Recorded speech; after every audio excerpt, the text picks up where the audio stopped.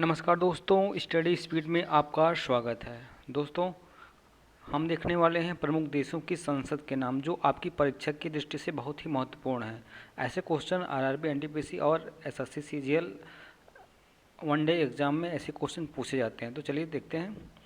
पहला है आपका मिस्र। मिस्र की संसद को क्या कहते हैं? मिस्र की संसद को क्या कहते हैं? मिस्र की संसद को जो है पीपुल्स असेंबली कहते हैं। मिस्र की संसद को पीपुल्स असेंबली कहते हैं।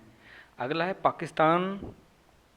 पाकिस्तान की संसद को क्या कहते हैं? National assembly. National assembly Pakistan की संसद को कहते हैं। जर्मनी की संसद को बुंडस्टैग कहते हैं। बुंडस्टैग कहते हैं।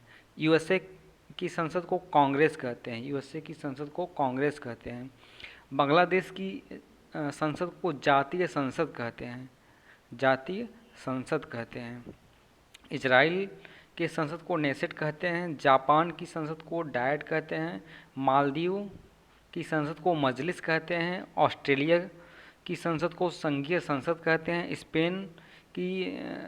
स्पेन की संसद को कॉर्टेस कहते हैं। नेपाल की संसद को राष्ट्रीय पंचायत कहते हैं। रूस की संसद को ड्यूमा कहते हैं। चीन की संसद को नेशनल पीपुल्स कांग्रेस कहते हैं। फ्रांस की संसद को नेशनल असेंबली कहते हैं।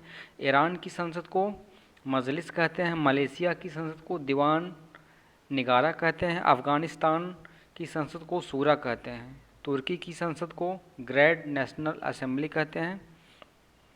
पोलैंड की संसद को सेज्म कहते हैं। मंगोलिया की संसद को खुराल कहते हैं। डेनमार्क की संसद को फॉल्केटिंग कहते हैं। और स्विट्ज़रलैंड की संसद को फेडरल असेंबली कहते हैं।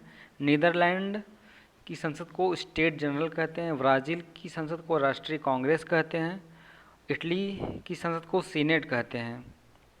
कुवैत